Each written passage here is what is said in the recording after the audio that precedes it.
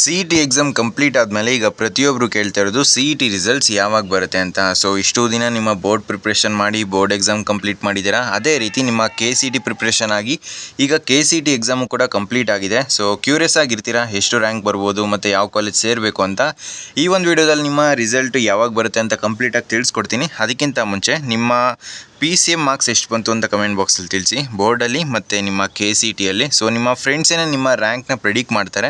So rank predict ಮಾಡೋದು ಅದ್ರ ಬಗ್ಗೆ ನಾವು ತಿಳಿಸ್ಕೊಡ್ತೀನಿ. ಅದಕ್ಕಿಂತ ಮುಂಚೆ ಯಾರೆಲ್ಲ ನಮ್ಮ ಚಾನಲ್ಗಿನ್ನೂ ಸಬ್ಸ್ಕ್ರೈಬ್ ಆಗಿಲ್ಲ ಸಬ್ಸ್ಕ್ರೈಬ್ ಆಗಿ, ಏಕೆಂದರೆ KCET ಮುಗಿಯೋ ತನಕ ಕಂಪ್ಲೀಟ್ ಗೈಡೆನ್ಸು ನಮ್ಮ ಚಾನಲ್ಲಿ ಫ್ರೀ ಆಗಿರುತ್ತೆ. ಸೊ ಬನ್ನಿ ಫ್ರೆಂಡ್ಸ್, ವಿಡಿಯೋನ ಶುರು ಮಾಡೋಣ.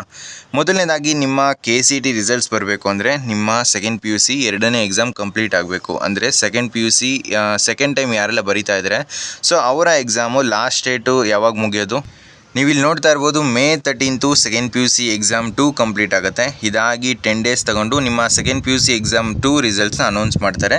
ನೆಕ್ಸ್ಟ್ ಡೇನೇ ನಿಮ್ಮ KCET ರಿಸಲ್ಟ್ಸು. ಸೊ ಅದಕ್ಕಿಂತ ಮುಂಚೆ ನಿಮ್ಮ ರ್ಯಾಂಕು ಎಷ್ಟು ಬರ್ಬೋದು ಅಂತ ನೀವು ಕ್ಯೂರಿಯಸ್ ಆಗಿದ್ದರೆ ಸೊ ಕಾಲೇಜ್ ದೋಸ್ತವರು ಫ್ರೀಯಾಗಿ ವಾಟ್ಸಪ್ ಚಾಟ್ ಬಾಟ್ನ ಕೊಡ್ತಾ ಇದ್ದಾರೆ. ಇದರಲ್ಲಿ ನಿಮ್ಮ KCET ಮಾರ್ಕ್ಸ್ ಮತ್ತು PCM ಮಾರ್ಕ್ಸ್ನ ಎಂಟ್ರಿ ಮಾಡಿದ್ರೆ ನಿಮ್ಮ ರ್ಯಾಂಕು ಎಷ್ಟು ಬರ್ಬೋದು ಅಂತ ಲಾಸ್ಟ್ ಇಯರ್ ಡೇಟಾನ ಯೂಸ್ ಮಾಡಿಕೊಂಡು ಅಲ್ಲಿ ಪ್ರೆಡಿಕ್ಟ್ ಮಾಡುತ್ತೆ. ಸೊ ಲಿಂಕು ಡಿಸ್ಕ್ರಿಪ್ಷನ್ಲಿ ಮತ್ತು ಕಮೆಂಟ್ ಬಾಕ್ಸಲ್ಲಿ ಕೊಟ್ಟಿರ್ತೀನಿ, ಹೋಗಿ ಒಂದ್ಸಲ ಚೆಕ್ಔಟ್ ಮಾಡಿ. ನಿಮ್ಮ ರ್ಯಾಂಕು ಎಷ್ಟು ಬಂತು ಅಂತ ಕಮೆಂಟ್ ಬಾಕ್ಸಲ್ಲಿ ತಿಳಿಸಿ.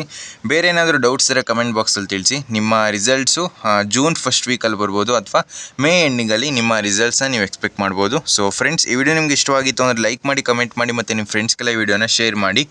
ಇದೇ ರೀತಿ ಕೌನ್ಸಿಲಿಂಗ್ ತನಕ ನಿಮಗೆ ಕಂಪ್ಲೀಟಾಗಿ ಗೈಡ್ ಮಾಡ್ತಾ ಇರ್ತೀನಿ. ಸೊ ಚಾನಲ್ಗೆ ಸಬ್ಸ್ಕ್ರೈಬ್ ಆಗಿರಿ.